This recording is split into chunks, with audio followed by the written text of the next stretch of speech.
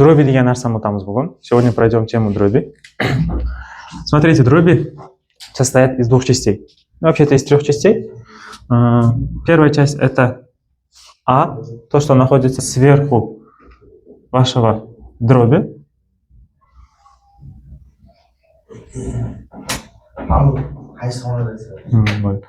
И то, что снизу, это числитель, это знаменатель.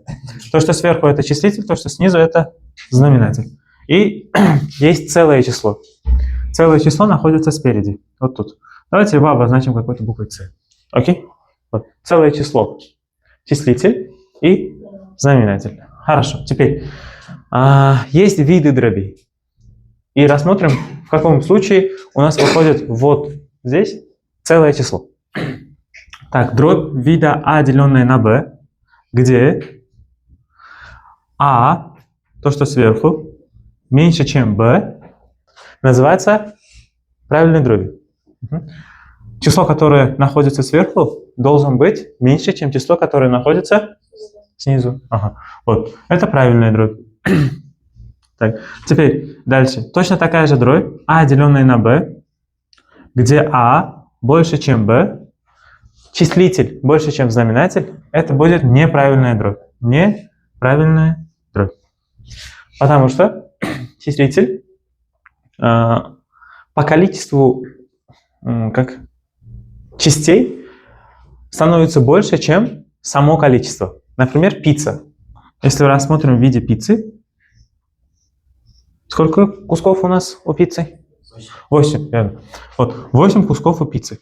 Если вы трое сидите по одному куску, сколько останется? 5. 5 из скольки? Вот верно. 5 из 8. Видите? Если вам говорят пицца, то вы представляете именно, плюс-минус такую пиццу, да? Где 8 кусков, плюс-минус. Но если вам опишут эту пиццу по-другому, вы точно так же представите одну целую пиццу. Например, принесли пиццу из 8 кусков. Если вам так скажут, принесли пиццу из 8 кусков. Вы представите одну целую пиццу, да? Вот. Поэтому 8 деленное на 8 в дробях, 8 деленное на 8 равняется единичке. Мы же сказали, что вот это С – это целая часть, да? Вот. Именно вот эта целая часть выводится. Угу. Бывает так, что вы заказываете 2 пиццы, да? По скидке где-то там нашли, заказали 2 пиццы. Нарисуем вторую пиццу. Вот. Тут сколько? Тоже 8, верно. Тут тоже 8 кусков. Смотрите. Теперь отсюда съели 5 кусков. Сколько останется? 3 масма из 8 до 3 из 8, да? 3 кусочка из 8 кусков пиццы, да? Теперь смотрите. Ikkita коробка bo'lib, если 2 коробки, если будут 2 коробки, пицца же каждая по коробке приходит, да? Вот. Тут осталось 3 пиццы, а тут осталось 8 пицц. Тут еще ничего не кушали, ничего не взяли. Вот. Что мы делаем? Берем вот эти 3 куска пиццы и, чтобы там коробок дома много не было, мусора, так сказать, много не было, мы берем вот эти 3 куска пиццы, добавляем к первой пицце, да? Просто по поверхности вот так подставляем. Таким образом, здесь сколько теперь пицц? 11 кусков. 11 кусков. Вот. К 3 кускам пиццы вы добавляете 8 из 8 кусков пиццы. Да? 3 плюс 8 – 11 восьмых. Теперь это целая пицца? Нет, это больше, чем целая пицца. Одна целая, да? Поэтому вы должны выделить именно целую часть. Вы же знаете, что у вас одна целая пицца, и потом еще дополнительно какие-то куски. Вот в таких случаях ваша дробь становится неправильной, потому что это,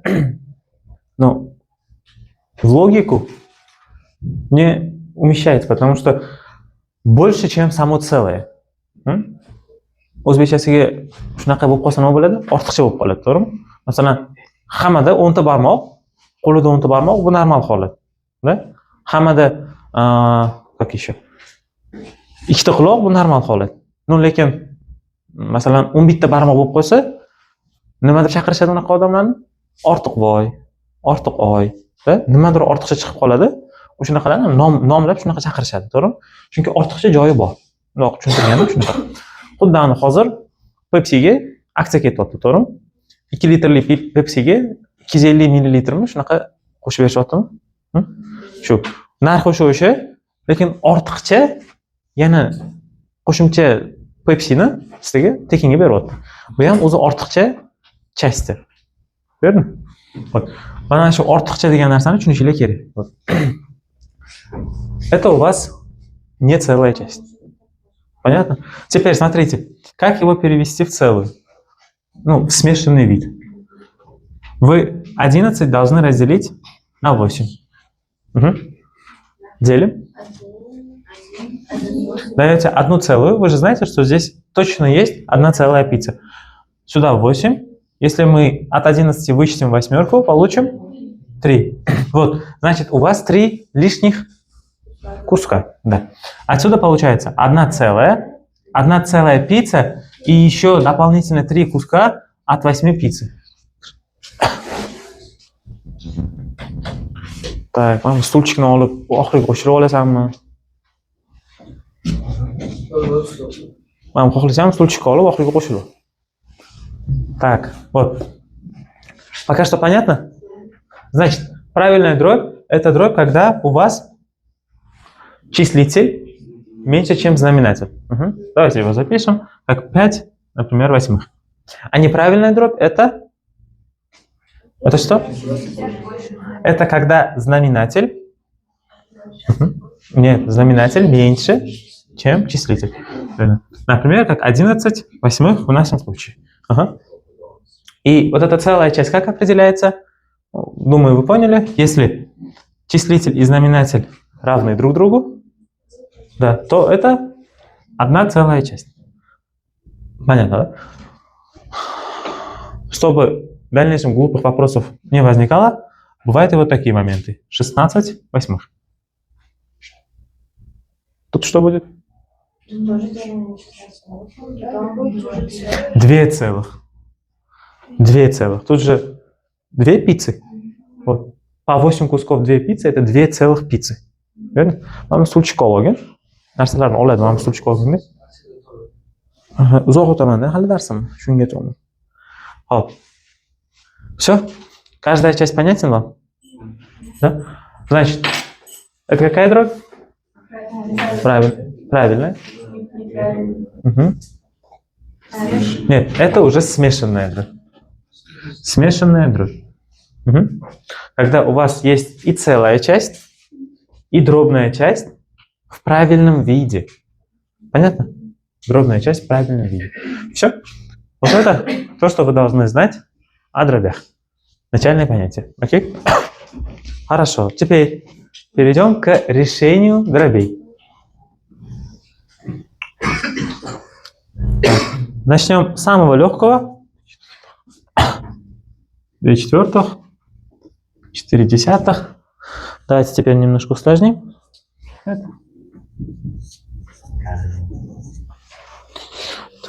И в конце добавим такую сложную дробь.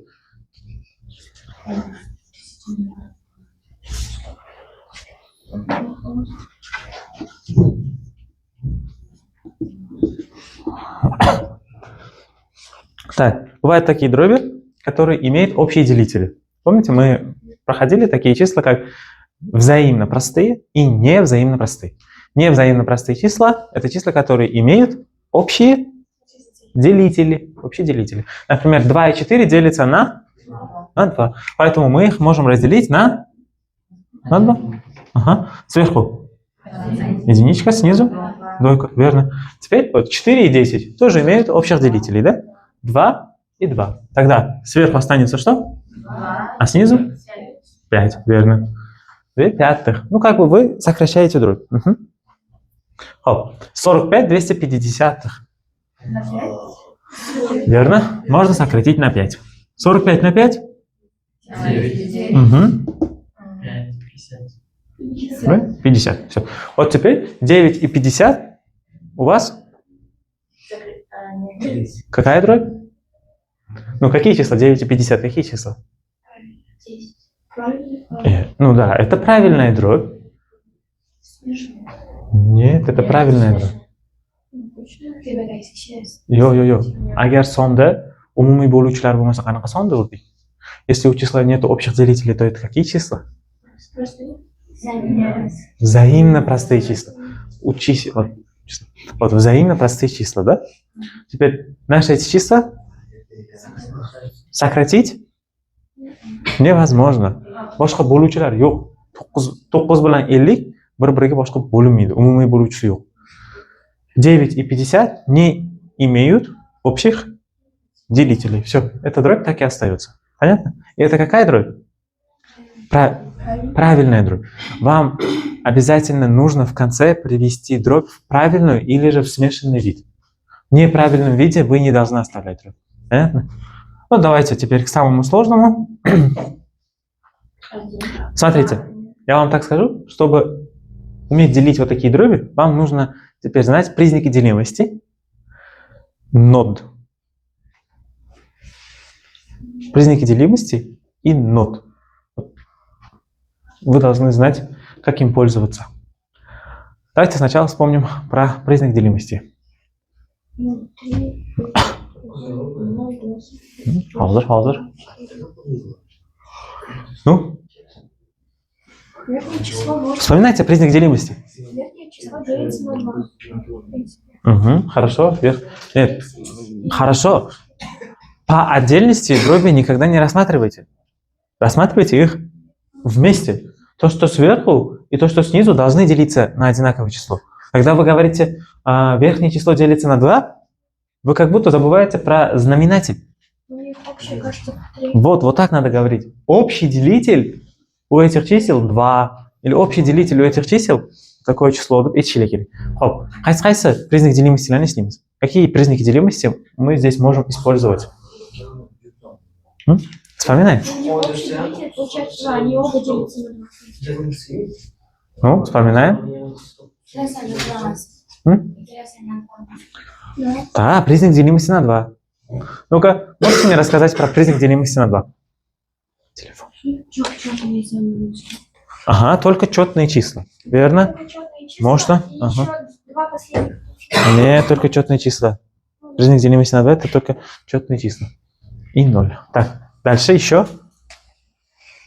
Ну, еще какие признаки делимости? Еще какие признаки делимости?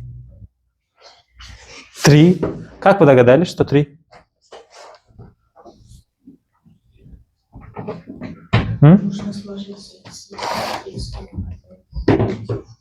Верно, нужно сложить все цифры и ответ разделить на 3. А верхнее и нижнее число делятся? Имеют общих?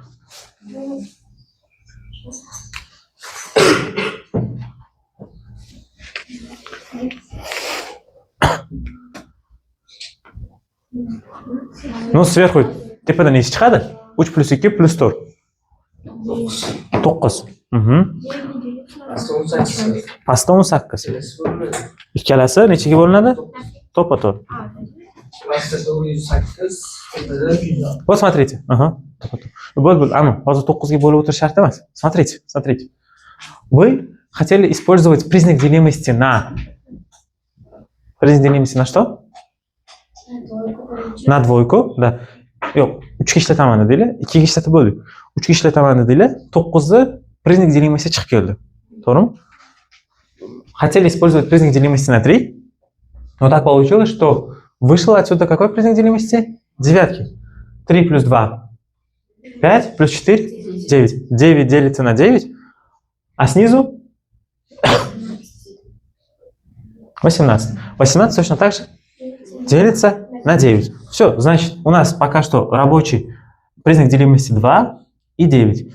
Почему мы не берем тройку? Потому что на тройку это признак делимости, когда число делится на 3. А на 9 это признак делимости, когда число делится на 9. 2 marta 3 ga bo'lgan yaxshimi yoki 1 marta 9 o'ziga bo'lib qo'ygan yaxshimi? 1 marta 9 o'ziga bo'lgan yaxshi. один раз разделить на девятку проще, чем два раза делить на тройку. Верно. Теперь дальше. Хоп. 2'dan keyin 3'dan keyingisi признак делимости после тройки. Ага. Признак делимости четверки какой? Угу. Последние две цифры. Нет, нечетные. Да, последние две цифры должны делиться на 4. Последние две цифры делятся на 4? Угу. Последние две цифры делятся на 4? 72 не делится? Делится. Делится же? Как 7 делится на 4. 72 говорю, не 7, а 72. Bo'linadimi, bo'linmaydi 72? 72. 4 ga bo'linadimi? Bo'linadi. Bo'linadi. 4 bersang 32 qoladi. 32 ni 8 ga bo'lsang bu chiqadi. 72 demak 4 ga ham bo'linadi, to'g'rimi? Biz 2 ni ishlatamizmi endi yo'qmi? 4 ga bo'linyapti. To'g'rimi?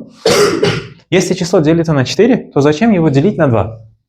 Делить на 2 это, делить на 4 это и есть делить 2 раза на 2. 2 marta 2 ga bo'lgan yaxshimi yoki 1 marta 4 ga bo'lgan yaxshimi?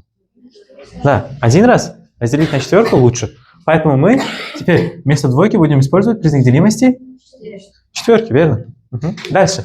Смотрите, 5 есть? Точно. Эти числа на 5 не делятся. Следующее 6. 6 мы уже не будем использовать. Знаете почему?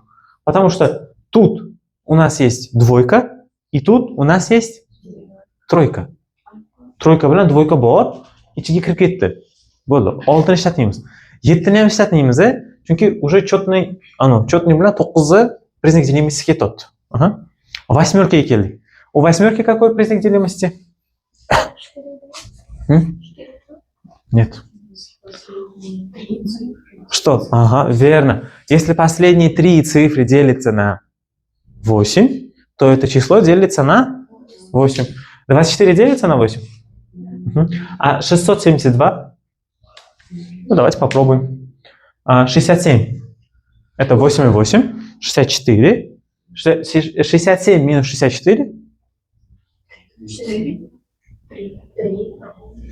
Угу. 3. 32. 32 делится? Да. 32 тоже делится. Значит, уже мы не четверкой используем, а какой признак делимости используем? 8. Верно. Признак делимости восьмерки. Ну, уже дальше больше. Ага. Лучше всего, чтобы дальше не мучиться, что мы делаем? Мы теперь восьмерку и девятку умножаем друг на друга. Если вы помните, были у нас такие признаки делимости. 2 умноженное на 3. Да? Еще какие? Кто еще какие помнит? 2 умноженное на 3. Признак делимости. Еще? Еще? Ikkita uchta sonni tashkil topgan priznак делимостилар bor edi. 2 kara 3. Yana nechili priznак делимости bor? 3 kara 3. 9 beradi, 9 o'ziniki bor-ku. 4 kara 3. Вот, 4 kara 3 12. 4 bilan 3 ga bo'lingan son 12 ga bo'linadi dedik, to'g'rimi? Esinglardami? Еще. 2 и 9. Помним? Еще. 3 и 5. Забыли? Просто не хотим говорить, да? 7 и 9. 8 и 9? 72.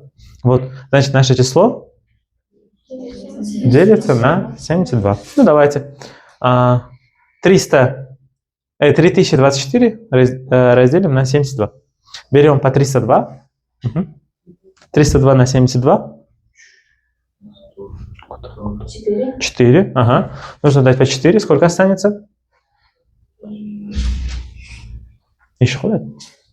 302 минус 280.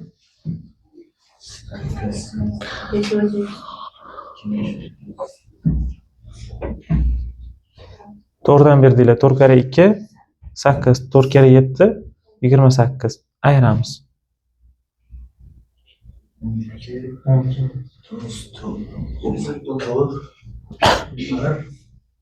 14, to'g'ri tushiramiz. Mhm. Ikkita. Bo'ldi. 42 chiqdimi? Aha, xo'p. 367 деленное на 72.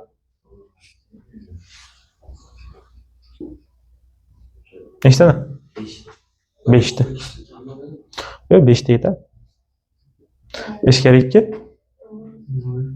30. 7.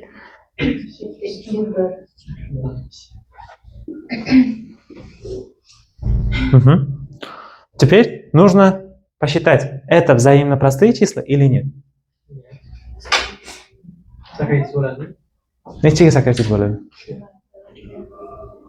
3 ga. To'ppa-to'g'ri. Qo'shib chiqsang 3 ga bo'ladi.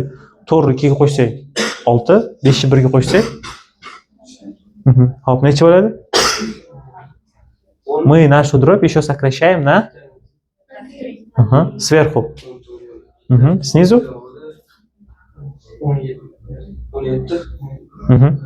Вот. А это теперь взаимно простые числа или не взаимно простые числа? Это взаимно простые числа. O'zaro tub son deyiladi bu.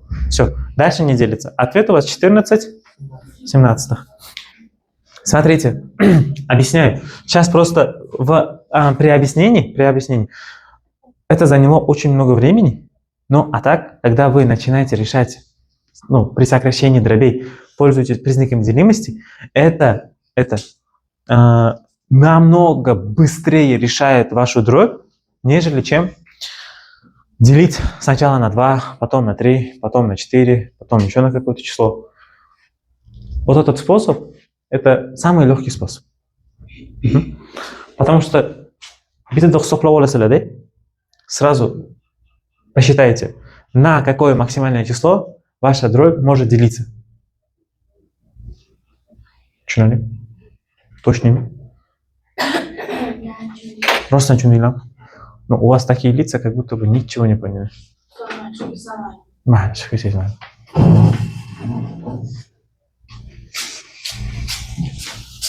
Так, agar rostdan tushungan bo'lsanglar, bitta dробь ko'ramiz.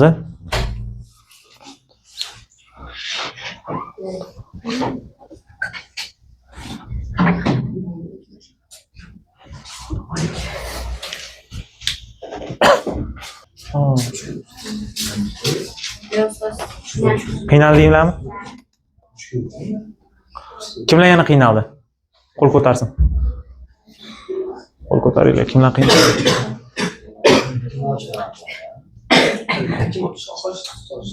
Hozir havo ozmuncha aylansin.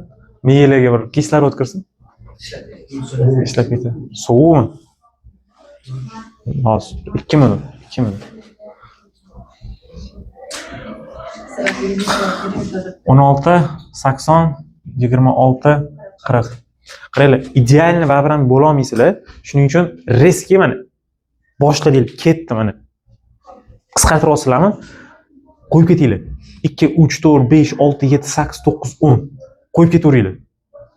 Keyin sizlarda сокращениyaga, qisqartirishga immunitet hosil bo'ladi.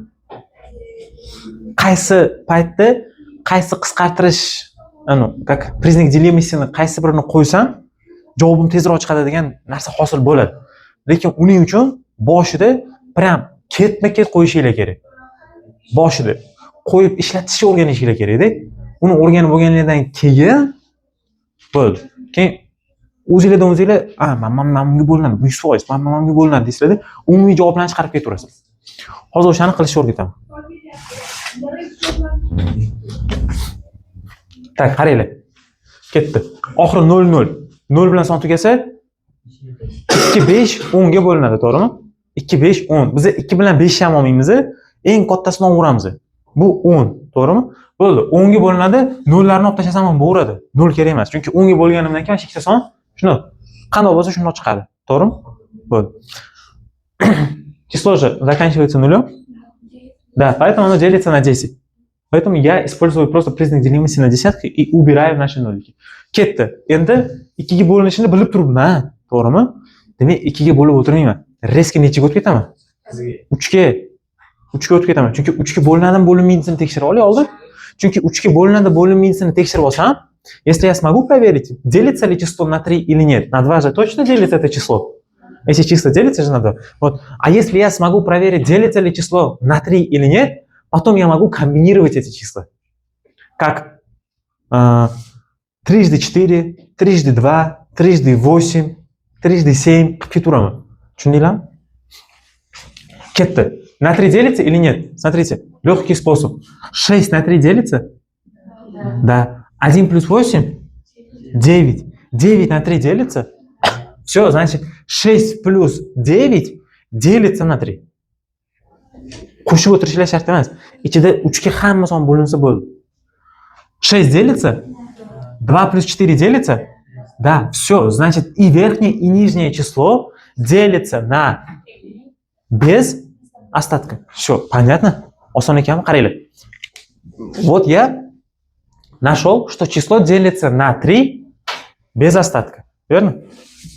Теперь у вас тут возникает вопрос.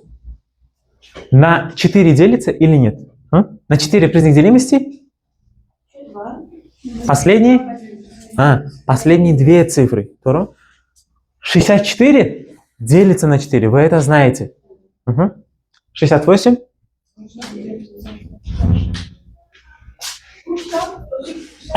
Тоже делится?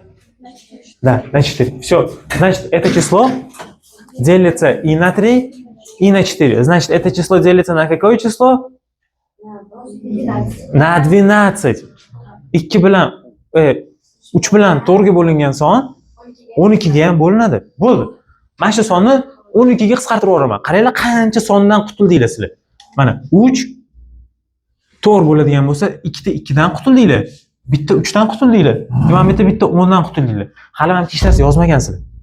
Lekin mana shu narsani hech narsa yozmay turib, vaqtni ekonom qilib, joyinglarni ham ekonom qilib, bittada miyada bo'lyapsizlar.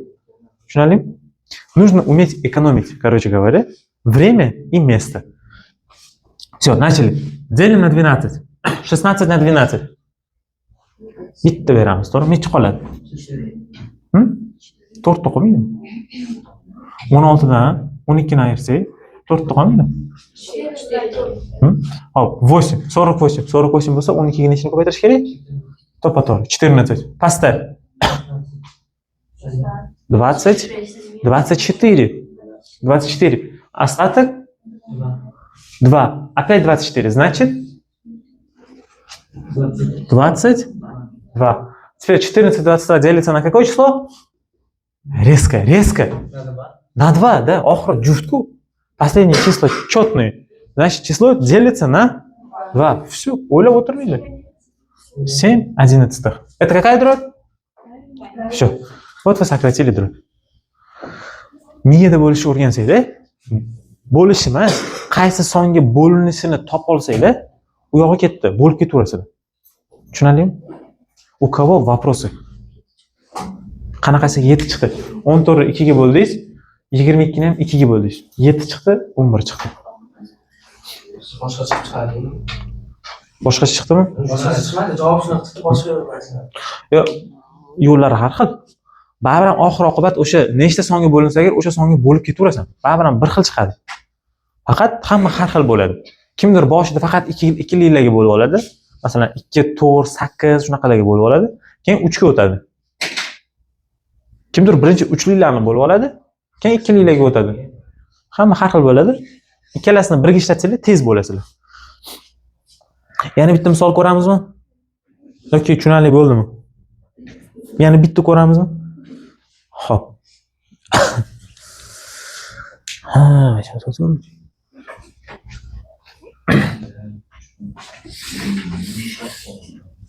Так.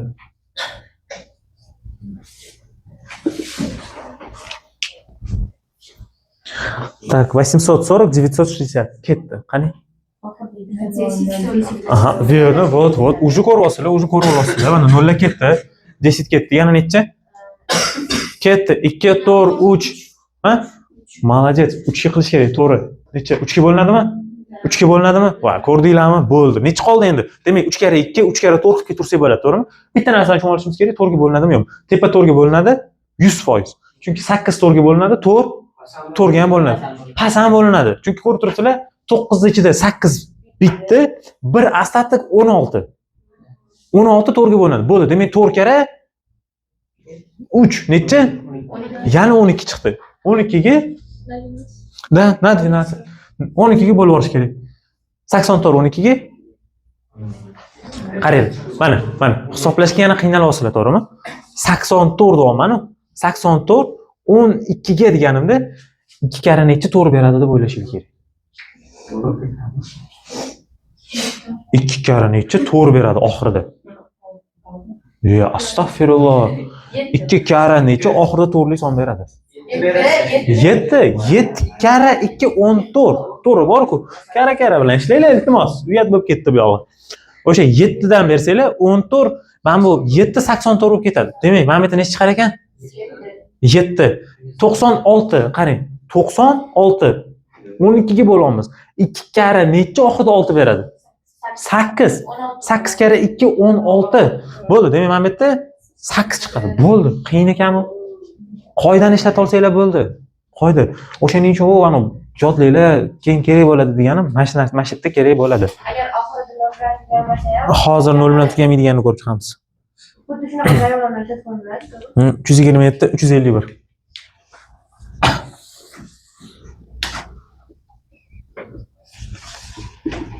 Qaranglar. Oxiri qanaqa? Последние числа какие? Нечетные. Все, что мы делаем? Признаки делимости на 2, на 4, на 6. Начетные числа. Да, то, что имел смысл с четными числами, признаки делимости, которые имел с четными числами, мы просто их удаляем. Oxirida anu juft sonlari bor bo'linadigan sonlarni hammasini olib tashlaymiz. Bu 2, 4, 6, 8, 10 hammasi ketadi. Tushunarlimi? Bo'ldi. Demak, necha qolyapti bizda? 3 bilan 7 qolyapti. 5 ga ham bo'linmaydi, oxiri 5 bilan tugamayapti. Ha, 5. Mana qaranglar. 3 bilan 7 qoldi. 3 ga bo'linadimi, bo'linmaydimi tekshirib olsak bo'ldi. Bo'linadi. Chunki 3 bo'linadi, 2 qo'shuv 7 bo'linadi. 3 bo'linadi, 5 qo'shuv 1 bo'linadi. Bo'ldi. 3 ga bo'linishini topdik. Endi nima qilamiz? 9 gacha deb savol berib qo'yamiz. Endi yo'q, 3 ga bo'lingan narsa 9 ga bo'linmasligi mumkin. Chunki mana bu yerda 9 chiqyapti-da. 3 qo'shganingizdan keyin 12 bo'lib ketyapti. 12 9 ga bo'linmaydi. Bo'ldi, demak bu son 9 ga bo'linmaydi. Nechaga bo'lamiz? To'g'ri. Ketdi. 109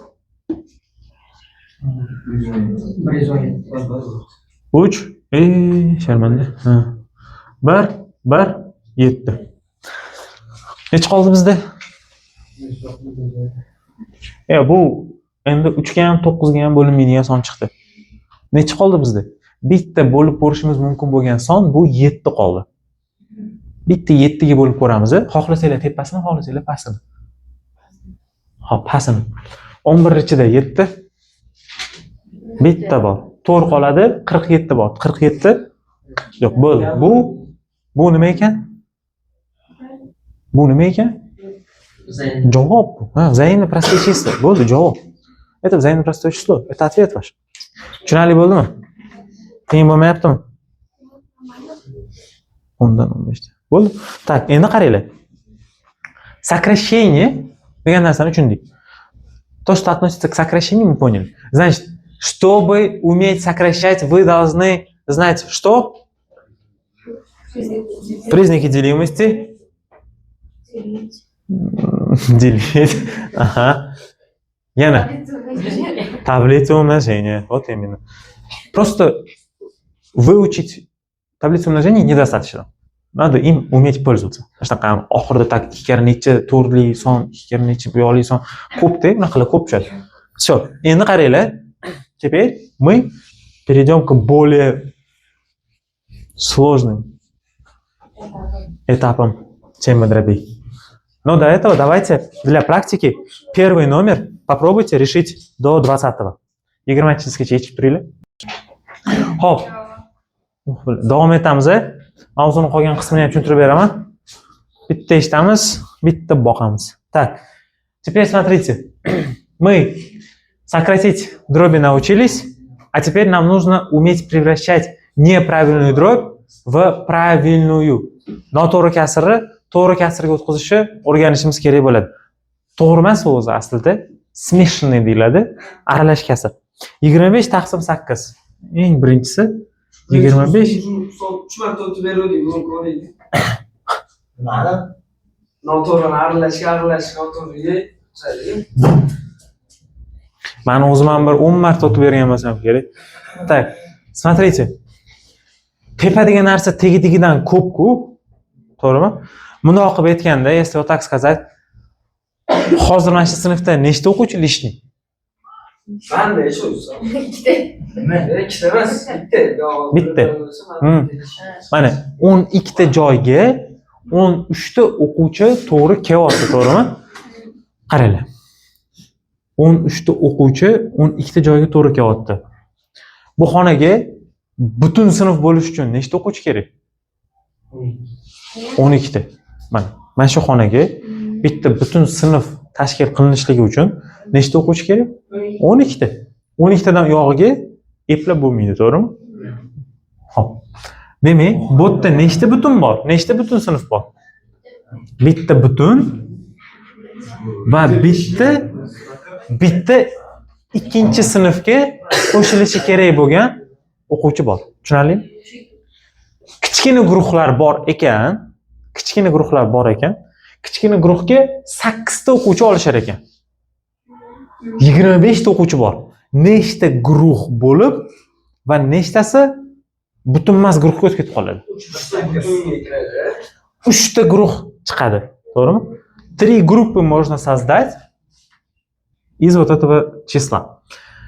3 ta guruh bo'lsa agar, если 3 группы у нас будет, то 3 × 8 24. 24. А тут у нас сколько? 25. Значит, сколько? 1/8. 3 группы и еще один ученик на 4-ю группу. Неполная группа. Tushunarli bo'lyaptimi? 48 учеников в одну группу могут помещаться 7 учеников. Значит, сколько у нас будут групп и еще сколько неполных групп? 15 ga 6. Tak. Oltini o'zi. Mana bu yerda 6.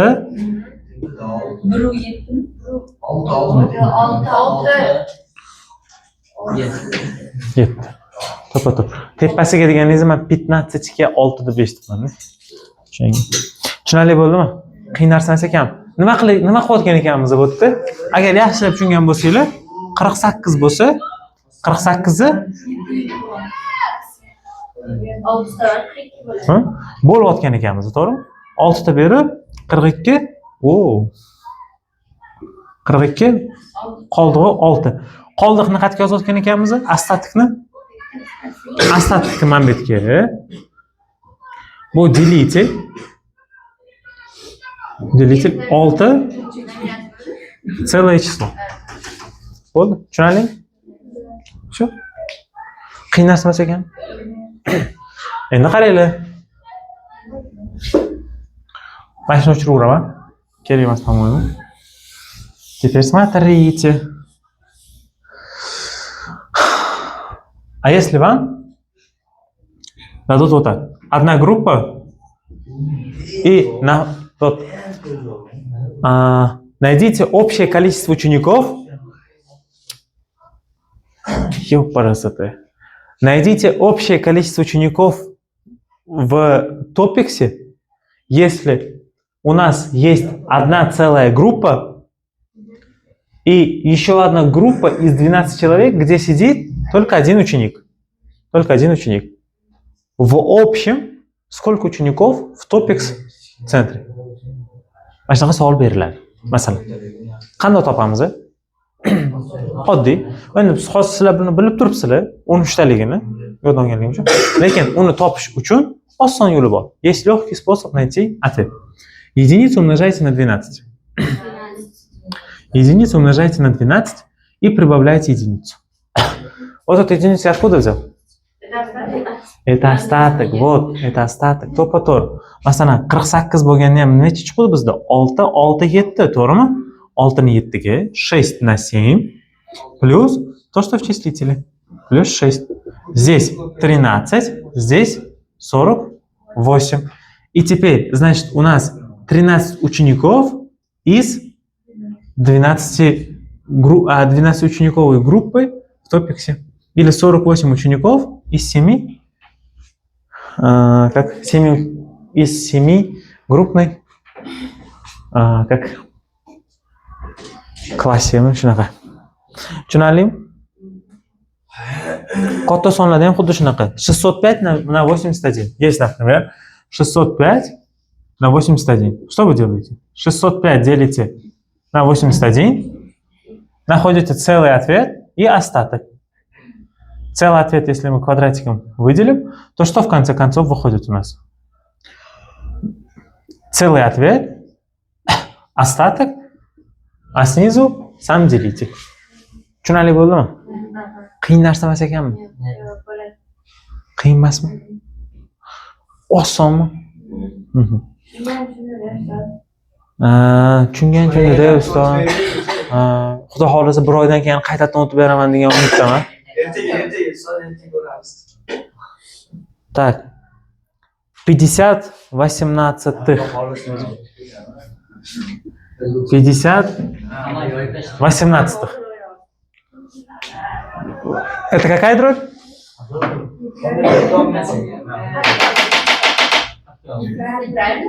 Неправильная дробь, верно. Что нужно сделать? Правильный qilish kerak. Смешанный o'tkazish kerak. Lekin undan oldin qaranglar. Но до этого, если вы посмотрите, например, можете увидеть, что 50 и 18 имеют общий делитель. Какое число? 2. 25 девятых.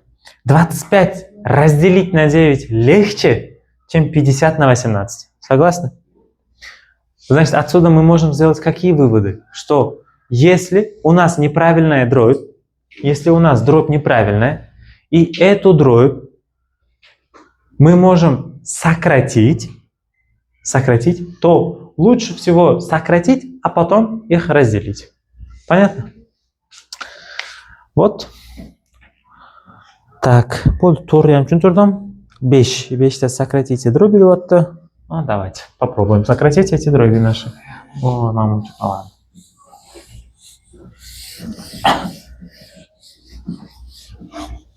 Так. Qoninglarni ichaman hozir. 49, 77, 56, 100. 9, 77, 56, 100. Зеленая 33, 70, 42, 200. 33, 70, 42, 280.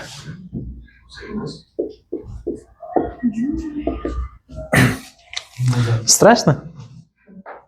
Не должно быть. Не должно быть страшно.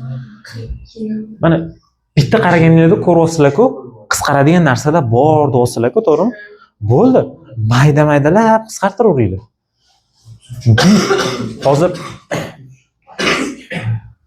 Hozir borib, hozir mana shuni olib bittada qisqartirib yubora olmayman. Mana bu yoqdagi boshqa qaysidir ustoz ham chaqirsanglar ham bittada qisqartirib yubora olmaydi. Maydalab qisqartiradi. Просто kimdir ani qisqartirish uslublarini bilganligi uchun katta qisqartirib tashlaydi. Kimdir mana sizlar endi boshlanayotganlar mayda-maydalab qisqartirib yuradi. Birinchi bo'lib xayolga kelgan narsa. В первую очередь, что вам пришло в голову? Что с чем вы хотите сократить? А? Вот. Видите? 33 и 77 имеет общий делитель. Ой, 11, верно, 3, 11. Здесь 3, здесь 7. Вот, сократили мы эти наши числа. Дальше. 70. Kattaroq o'yla. Давайте еще пошире. 49 bilan 77. 49 bilan Yetmişga mana 900 chiqadi. Yaxshiroq o'ylaylik. 49 bilan 49 bilan 42. 49 bilan 42 to'ppa-to'g'ri. Hammasini to'g'ri topasizlar. Lekin qaranglar. Bundoq qilsak bo'ladimi? 7 bilan 70 qo'shsam 10 qoladi. 10 bilan bundoq qo'shsanglar bo'ldi. Mana qaranglar. Bittada ikkita sonni yo'q qilib ko'rdinglarmi? Agar yana ozgincha o'ylasak, bundoq qo'shsak 3 ta son yo'q bo'lib ketdi. Qancha ko'p sonlarni tez-tez yo'qotib yuborsanglar, qoldiqlar qolmaydi-da. Qoldiqlarni yo'q tashlash kerak. Bitta son maksimalni qisqartirib tashlash kerak. Yani 56 ni 20 Va 49 28. No, hozir kelinglar, men 3 ham hal qilib ko'ramiz. 3 bormi yo'qmi tepada? 3 tepada. Bo'ldi, 3 qoldi. 3 qoldi. Mana shu 3 qolganligi uchun mana ko'chirib qo'yamiz. Tepada 3 yo'qda chunki. To'g'ri? Bo'ldi, ana endi 49 mi 56 ni farqi yo'q, bosib tashlayveringlar. 28 Hop, 28 56 2 ga qilgan yaxshimi yoki ha, 2 chiqadi. Aha. Tepada 2. Pastda bor, to'ppa-to'g'ri. Pastda 2 ga bo'linadigan son bormi? Mana 2 ni ketkizib yuboringlar mana. Necha qoladi? 20. Yana. 49 21 ga. Bu yerni 49 21 ga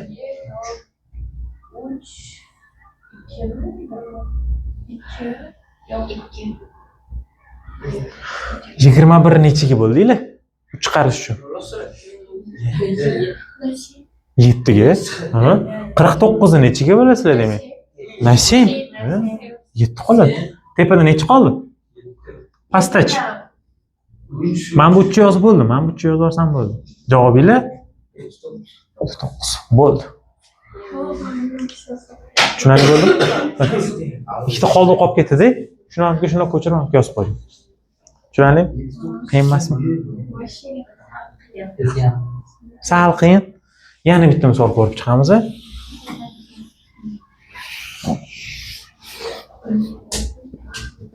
Так, 70, ладно, qiyinlashib ketadi.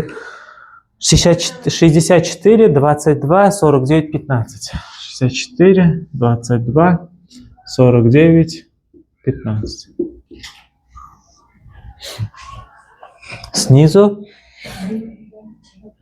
66, 42, 16, 56.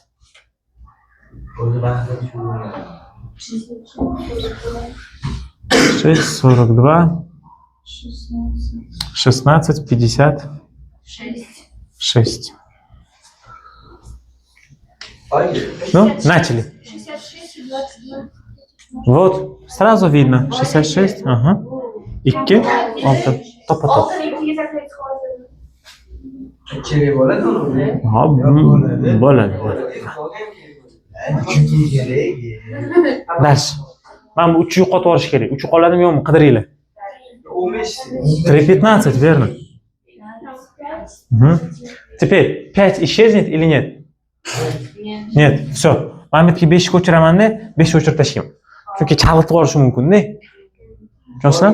Mayda-mayda qilib tashlasanglar, juda ham maydalashtirib olsanglar, mana bu sonlar ko'payib ketib qolsa, qaysidir son qolib ketib qolishi mumkin. 16 Bittada ko'chirib olaylik. Aha, 16 и верно? Necha? Смотрите.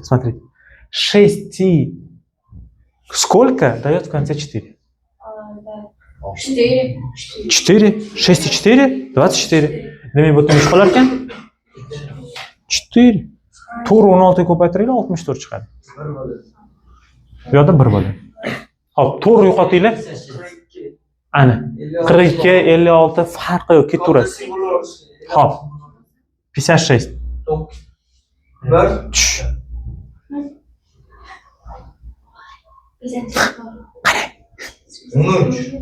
1 4 и 56 мы делим. 56 ni 4 ga bo'lish kerak. Ha? Voy. Qarang. 5 ichida 4 nechta? bitta. 1. Necha qoldi qolyapti? Bitti hovli. Iltimos, Rushanami deysiz? Siz Mubina deysiz. Iltimos, Mubinalar, jim turinglar. Men Mubinani original bilan gaplashyapman. 56 bo'lingan 4 qilyapmiz. 5 ichida nechta 4 bor? Bitta. Nechta qoladi? 5 dan 4 ayring. 1. 1ni 6 ni oldiga qo'yamiz. Necha bo'ladi? 16 bo'ladi. 16 4 ga bo'ling. 4 bo'ldi. Javob 14 bo'lar ekan. Endi 14 ni qaysidir son bilan qisqartirib yuboring. 49 to'pata. 14 bilan 49 ketdi. Xo'p. Nechaga qisqartirdingiz?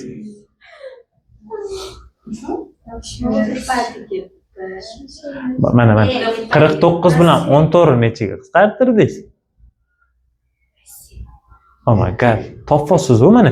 Bilasiz, 14 7 ga bo'linadi. 49 ham 7 ga bo'linadi. Umumiy bo'luvchisini topdingiz, общий делителini topdingiz. Bo'ldi, qisqartirib yuboring. 49 ni 14.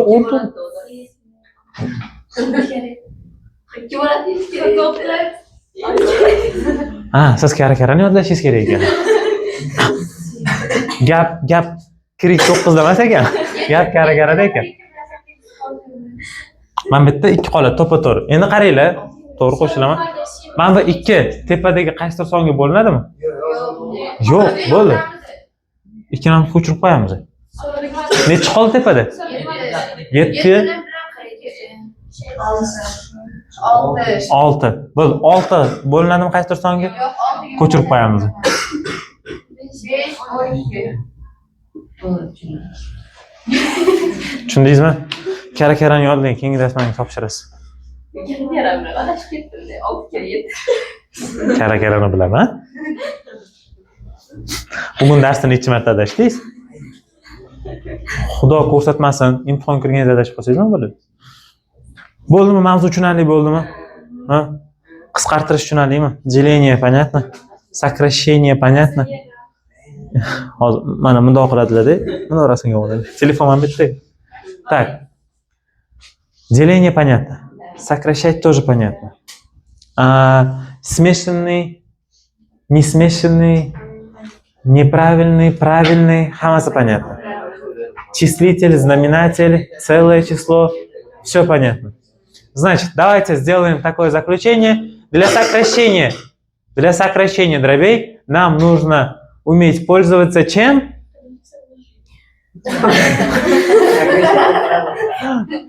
Верно. Спасибо, Джонни Собосон. Признаки делимости. Топ-топ. Хоп. Если мы сокращаем большие цифры, большие числа, большие значения, то нужно, находить общий делитель. Нужно делить как, чтобы не запутаться. Что это такое? Mana katta sonlarni bo'layotganimizda, katta sonlarni bo'layotganimizda oson bo'lishligimiz uchun qanaqa qoidani ishlatishimiz kerak?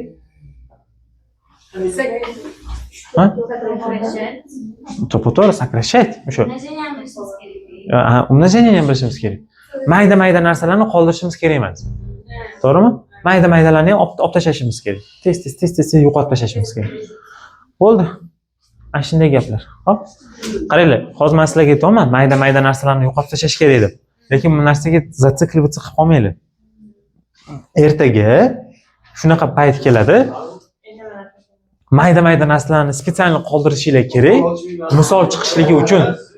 Bo'ldimi? Mayda-mayda narsalarni spetsialni qoldirishinglar kerak, чтобы javobinglar chiqishi uchun. Unaqa narsalar ham keladi. Prosta hozir qisqartirishni chalkashib ketmasligilar uchun mayli. Chalkashib ketmasligilar uchun mana shunaqa narsalardan foydalanishni o'rganishinglar kerak bo'ladi. Понятно?